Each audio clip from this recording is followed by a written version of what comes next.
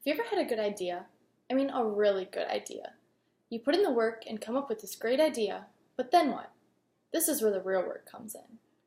All great ideas take time and multiple revisions before you decide to approach the necessary people for their input. Pitching your idea to other colleagues, family members, and friends can be tough because they may shoot you down or think your idea may not work.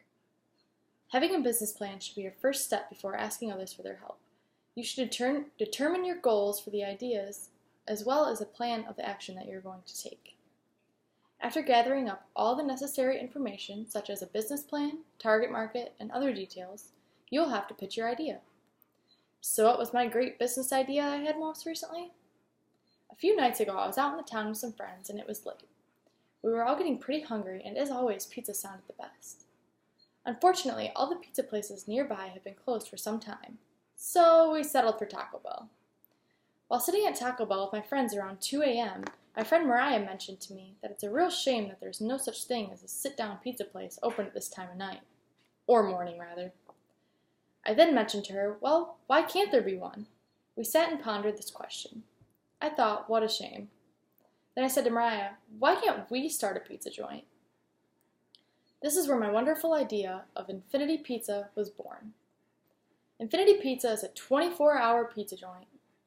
I had to convince my friend that it was totally possible. I explained a few concepts that I have learned while in school, and things seemed to click for her. She had her doubts, but a few days later, I figured out the details and how I wanted to make it work. I filled out my business plan and presented it to my father and boyfriend for critiquing and possible donation. Today I'm going to explain to you how to prepare and present your idea to your boss, possible investor, and/or family member. I will explain the beginning steps of securing an idea, how to properly present your great idea, and how to cap off all your hard work with a formal business plan. I'm going to reference my late night pizzeria idea called Infinity Pizza as an example. When first coming up with the idea, you need to find a problem. Good ideas often stem from resolving an issue. Once you have found a way to fix the problem, you should run your idea past a few colleagues and see what they think. Every person thinks differently. When talking to them, you might find that there are different ways you could pitch your idea based on their personal experiences. For example, they might love the idea of Infinity Pizza. However, they always find themselves wanting a shake or ice cream late at night. You can take that idea and then incorporate it into your idea. Infinity Pizza could not only sell pizza, but also provide shakes, ice cream, and dessert. Next, figure out who your customers or clients would be. This is called the target market. You have to understand who and when customers will find your idea the most satisfying. Work on tweaking your idea to fit the target market. Remember to stay away from broad target markets. You can't be everything to everyone. Even before meeting with your potential buyer, you need to have an action plan. Building an action plan starts with 1. Establishing clear outcomes. What is your plan setting out to achieve? There may be multiple outcomes that actions will be contributing to. Number 2 would be identifying stakeholders. Who is involved and what is their role? This could be as simple as clarifying those responsible, consulted, or informed. Next, you need to define actions or tasks. Each should have a due date, one owner, a description, and a unique identifier. Depending on the complexity, you may want to extend your simple list into groupings of activities rolled up into outcomes. Once you have a solid idea, and with most of the bugs worked out, you need to figure out who you need to help make this idea a reality. If this idea is for work, then you are presenting to your boss and coworkers.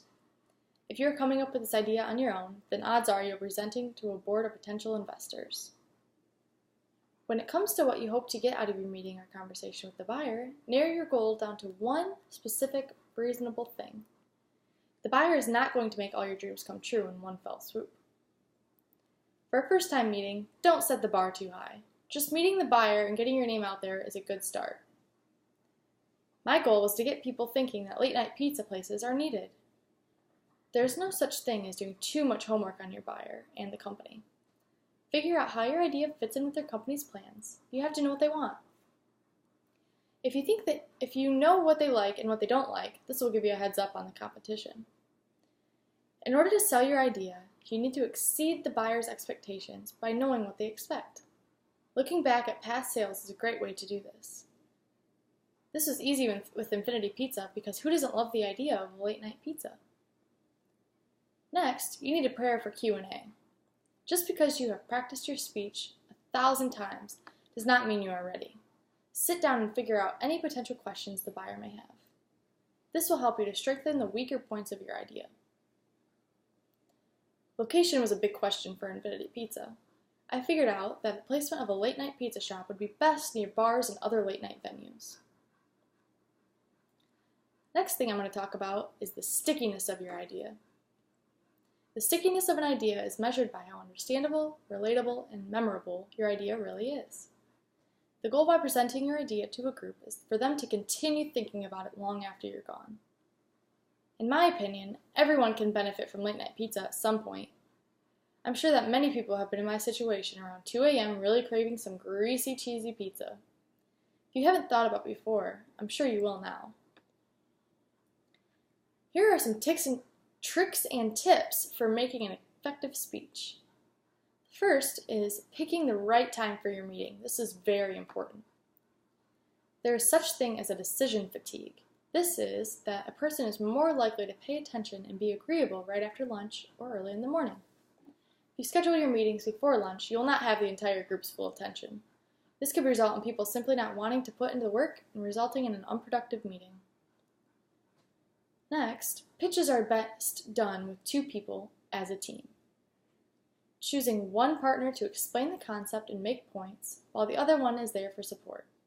They will seem interested, and then they can cap off your presentation.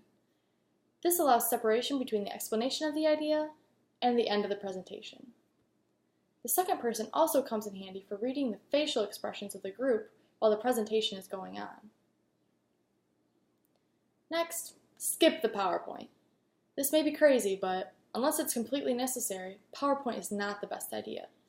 Giving your presentation in a dark room with boring slides is not a way to make a fresh impression.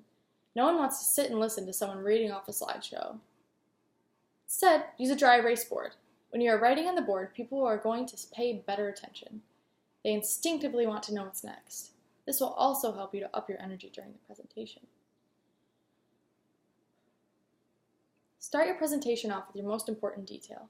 You do not want to keep your boss or buyer waiting. Grab their attention right from the start. With Infinity Pizza, I would start by introducing my idea and why it's needed. We would then go into more detail. You do not want to let your speech sound rehearsed. Make your client feel special. They want to think that they are the first and only to hear this idea. This may be where your homework from earlier comes in. Tailor your presentation to them. Make sure you tell them what the because of your product is. Do not just tell them, here, this is what you need to do. Explain to them the because and whys behind the idea. This will give the listener more to hold on to and to remember when they think back on your idea.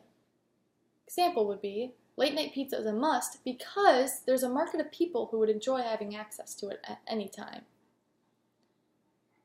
Go on to explain to your buyer why your idea needs them. Explain to them where it came in and why they are uniquely suited for the development of your idea. Infinity Pizza needs you and your expertise of running a business. During your presentation, someone may have questions. Don't get defensive. It's not an attack. If they have questions, it only means that they're listening and thinking. If their question is related to something you already covered, then simply repeat it without saying, "Oh, I already covered that." Close with a solid request. Do not leave your buyer wondering what your main point was. Make it easy for the buyer to say yes. Assure them that you will do all of the dirty work needed, such as making contacts, follow-ups, and cover the necessary information. If their answer is no, then simply try to resolve their concerns. If they change their minds, then continue resolving. Don't be too pushy if they continue to say no. This may result in them finding you annoying and will make them not want to work with you in the future. When people in the meeting start packing up, you should be finished or finishing up. This is a sign that they are done.